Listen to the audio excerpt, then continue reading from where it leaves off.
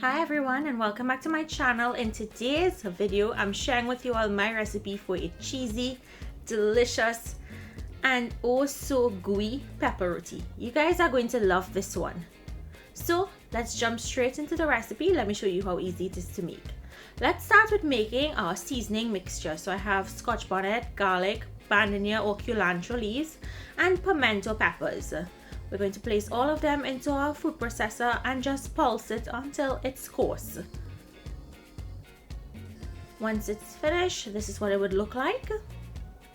And we're going to set that aside. Now in a separate bowl, I already boiled my potatoes and I just use 1 cup or 1 large potato.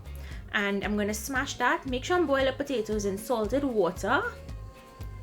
Once it's nice and smooth, we're going to add in 2 to 3 tablespoons or all of the seasoning. And if you guys wanted to omit the potato from this recipe, of course you can. So give that a good mix and then go in with cheese.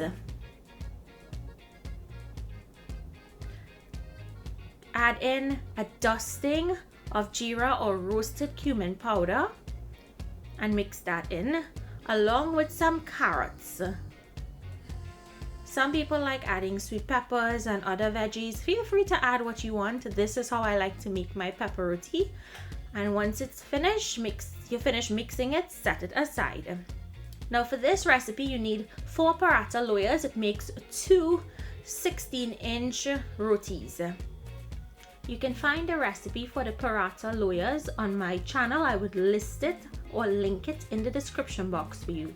So go ahead and roll that out to about 12 to 14 inches in diameter and set the first rolled dough aside.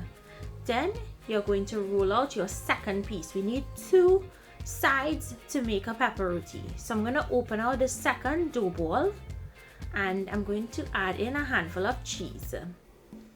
Now adding this extra cheese is totally optional, but I want it gooey, so feel free to add it or omit it. Now you're going to add half of your potato mixture and spread it out. You guys see how thin that layer of potato mixture is? It's not going to be like loaded with potato.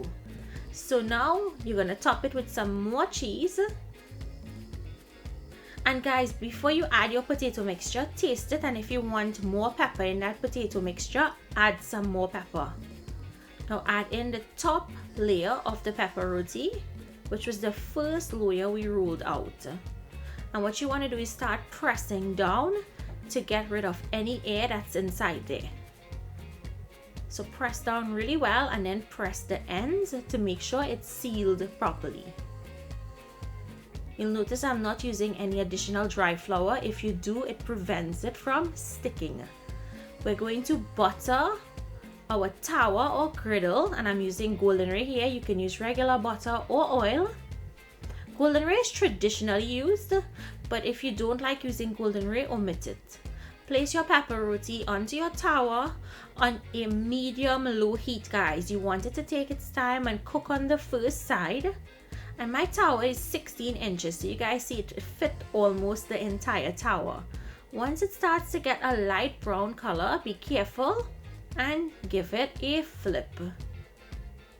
Now you're going to allow it to cook again on that side until it turns light brown. If it's getting brown really quickly, lower your heat. Now when I make roti, I just want to share this with you guys. This is my favorite baking powder to use, and you can get it at BDC's in Lauderhill. So now let's check on the roti again. I'm going to give it a flip. You don't want to flip it too many times. So this is the second flip, and I'm just adding on some more of that golden ray butter or golden ray margarine. Feel free to use the golden ray, as I said, butter or oil.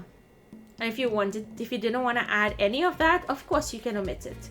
Now we're going to cut this into squares once it's finished cooking. I like cutting it into squares. You can cut it into a triangle if you like when you cut pizza.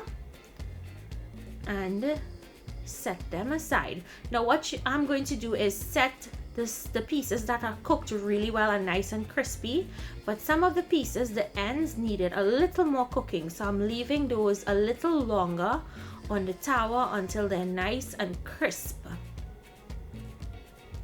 Just look at that deliciousness. So this is just a tip for you guys if you want some of your pieces or your ends a little more crispy. And that's it. That's your ultimate ooey gooey, cheesy, delicious pepper roti.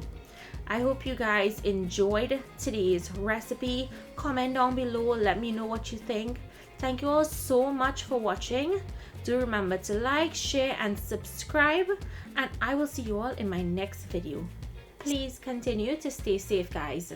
See you again. Bye.